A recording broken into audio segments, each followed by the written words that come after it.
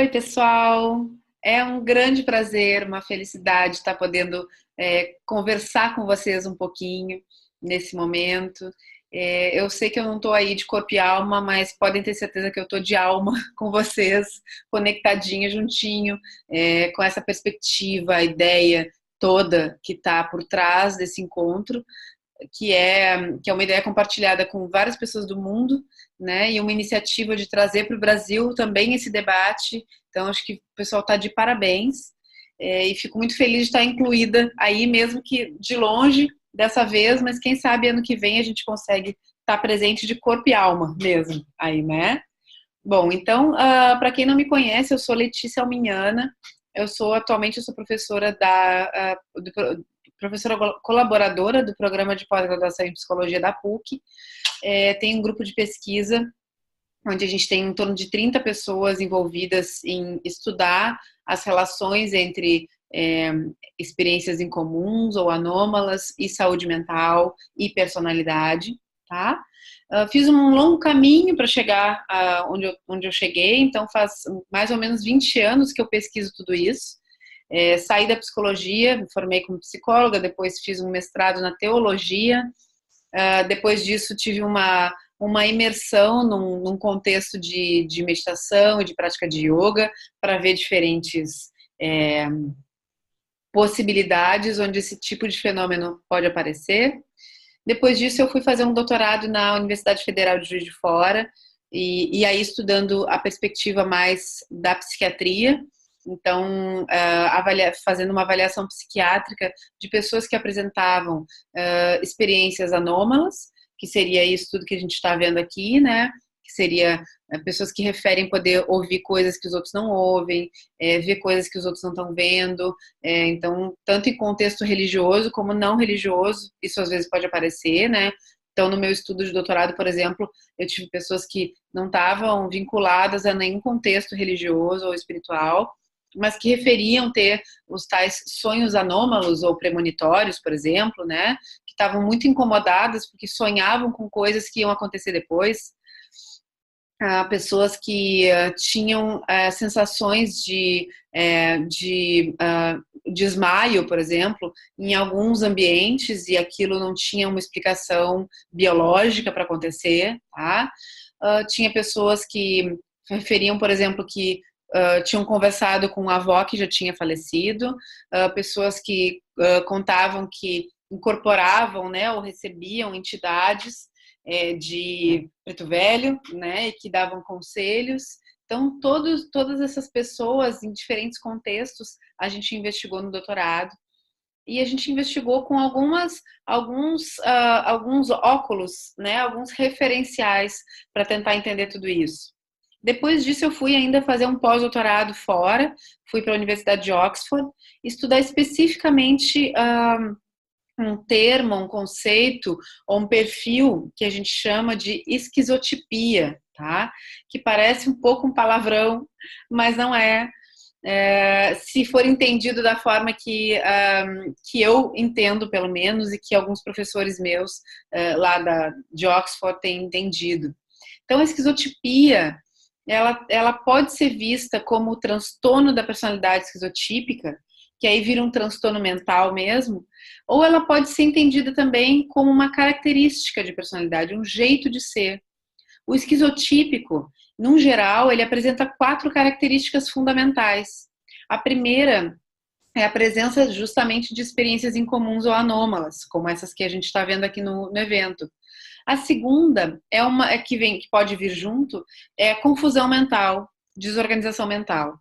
A terceira é embotamento afetivo, falta de vontade de estar com pessoas ou de se relacionar. E a quarta, impulsividade ou agressividade, tá?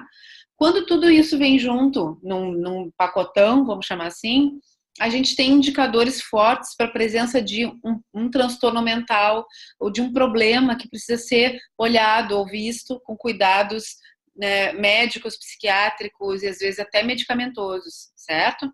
Medicamentosos, né?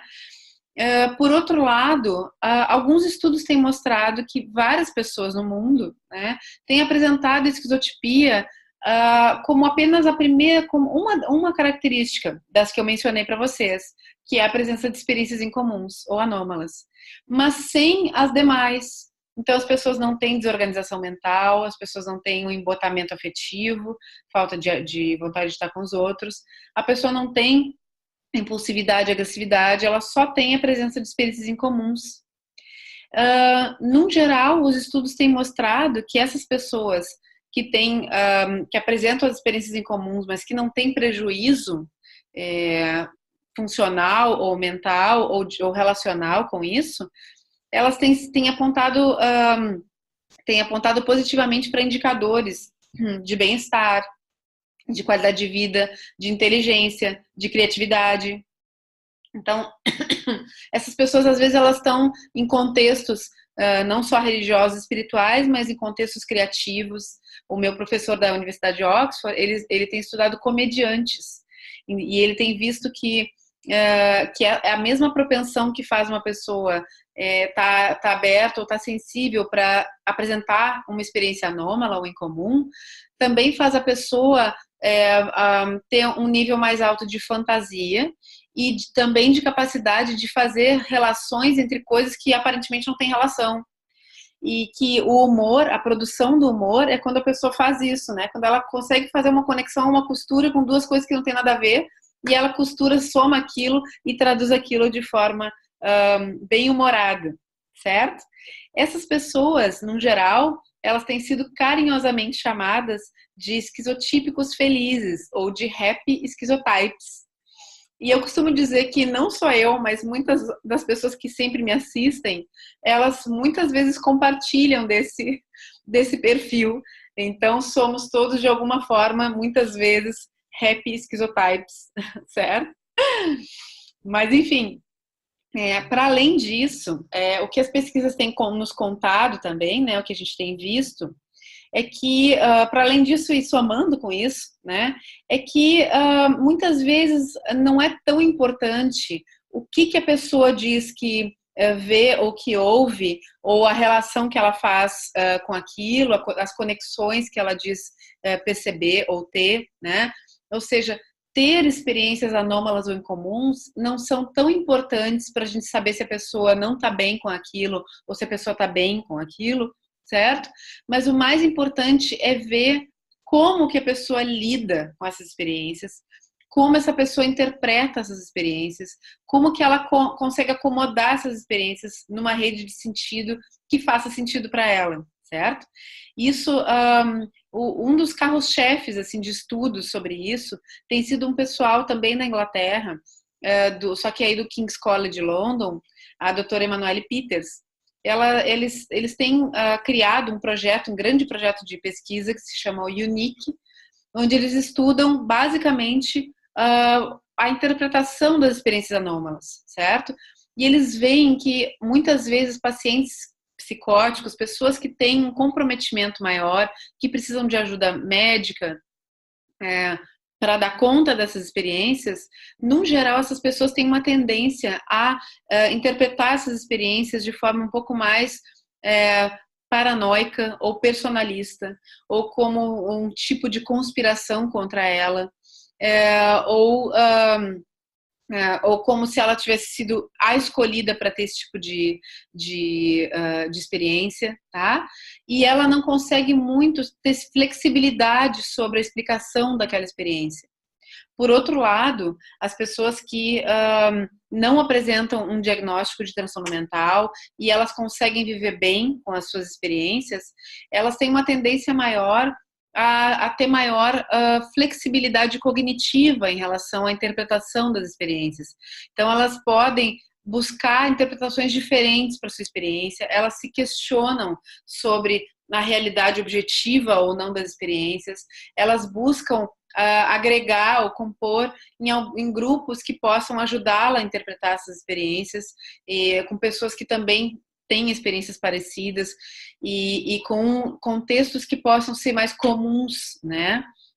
Então, ou seja, a forma que essa pessoa interpreta a experiência e a forma que ela encaixa ou contextualiza a experiência na própria vida é mais importante como um indicador de saúde mental do que ter ou não ter esse tipo de experiência, certo? Porque, como vocês sabem bem, sobretudo no Brasil, é muito comum ter esse tipo de experiência, né? É algo que está presente, inclusive, na cultura do brasileiro, da brasileira, enfim, né? Das pessoas no geral, certo?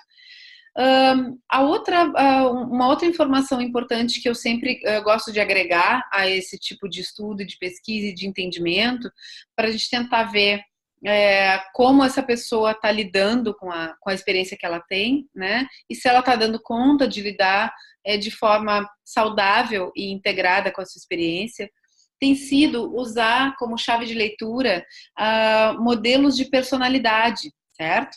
E eu tenho usado o modelo que eu mais sinto maior afinidade é o chamado modelo psicobiológico de temperamento e caráter, desenvolvido pelo Dr. Robert Cloninger, lá da Universidade de Washington, em St. Louis, Estados Unidos, certo? Bom, esse modelo ele é um modelo de personalidade que vai falar da estrutura de personalidade de uma pessoa através de 7 dimensões de personalidade, tá? Eu não vou falar para vocês cada uma das dimensões, porque isso pode ser cansativo para vocês. Então, se vocês quiserem depois, vocês podem me mandar e-mail, falar comigo pelo Face, e a gente vai trocar mais, tá? Então, das 7 dimensões, eu vou tirar 5, vou falar só de 2, que são as mais importantes. Agora, para a gente entender um pouquinho, para eu poder compartilhar com vocês um pouquinho, né, do que esse modelo diz a respeito das experiências incomuns ou anômalas. Então, basicamente, essas 2 dimensões, elas vão falar de autodirecionamento ou, trocando em miúdos, uma pessoa que tem um ego ou um eu estruturado, uma pessoa que é capaz de ter autocrítica, de funcionar no mundo, se responsabilizar pelas suas próprias coisas, assumir, estabelecer metas para a vida e assumir responsabilidades e tentar ir atrás dessas metas, que consegue se organizar, né, como um todo, ou se autodirecionar, certo? Não precisa ser direcionado por outro. Então, um ego estruturado é uma pessoa autodirecionada, essa é uma dimensão. E a outra dimensão é chamada de autotranscendência. Então, a autotranscendência, ela também tem sido chamada como, em inglês, por self-aware consciousness, ou uma capacidade de estar consciente de si mesmo. A autoconsciência, a autotranscendência, que traz autoconsciência nesse sentido, né? Ela é como se fosse uma propensão que a gente teria, né, que algumas pessoas teriam mais e outras menos, a se sentir conectado com o todo, né? Não só com as pessoas à nossa volta, mas talvez com a natureza e o universo como um todo. É uma grande sensação de conexão que é além desse meu sentido mais egocêntrico, certo? Para além de mim mesmo, a autotranscendência. Incluído na autotranscendência está essa propensão, então, de criatividade, de fantasia, de ter experiências anômalas ou incomuns, certo? Isso tudo mostra uma propensão para a autotranscendência. E o ponto-chave disso, pessoal, é que quando a pessoa apresenta essa propensão muito alta, essa propensão à criatividade, à fantasia, a ter experiências anômalas muito alta, né, ela tem autotranscendência muito alta, mas ela não tem um ego estruturado, ela não é autodirecionada, ela não tem um eu que é capaz de se responsabilizar pelas coisas, ela precisa de muita ajuda para conseguir funcionar um pouquinho na vida dela. No geral, os estudos têm mostrado que esse tem sido o perfil de pacientes psicóticos, de pessoas que têm um transtorno mental, né, ou que precisam de ajuda em algum momento, tá? Por outro lado, as pessoas que apresentam a autotranscendência alta, essa propensão muito alta, mas com ego estruturado, né? Ou seja, são autodirecionadas, são pessoas que conseguem traduzir essas experiências de forma madura, de forma mais organizada. Então, aquele como que eu falei para vocês antes, né? Então, não importa tanto a autotranscendência da pessoa, importa como o nível de maturidade, como é que, em termos de eu, né, a pessoa consegue lidar com essa propensão que ela tem para autotranscendência ou para ter experiências anômalas incomuns. Num geral, o happy schizotype, né, que tem um perfil benigno ou saudável da esquizotipia, ele vai ser uma pessoa muito autotranscendente e bastante autodirecionada também, certo? O esquizotípico, que tem um transtorno de personalidade ou que tem aquelas outras características que eu falei para vocês, ele vai ser a pessoa que não é muito direcionado, autodirecionado, não tem um ego, um eu estruturado, embora tenha a mesma propensão para ter esse tipo de experiência incomum ou anômala, certo? Então, isso é só para contar um pouquinho para vocês do que tem se tratado as nossas pesquisas ali na PUC, né? E um pouco do que eu trabalho nessa área. Eu tenho aprendido muito também com áreas como a antropologia, a sociologia, tenho tentado conversar muito com questões também culturais que vão atravessar esse fenômeno, para sair um pouco dessa caixinha que às vezes a gente vê muito nas tradições mais epidemiológicas, né, que seria doença ou é saúde. Então, a gente sabe que isso tudo conversa e que, de repente, uma pessoa muito autotranscendente, às vezes ela pode se atrapalhar no nível do eu também, né? E nem por isso ela é uma pessoa que não é saudável mentalmente ou que não tem mais esperança de sê-lo, né?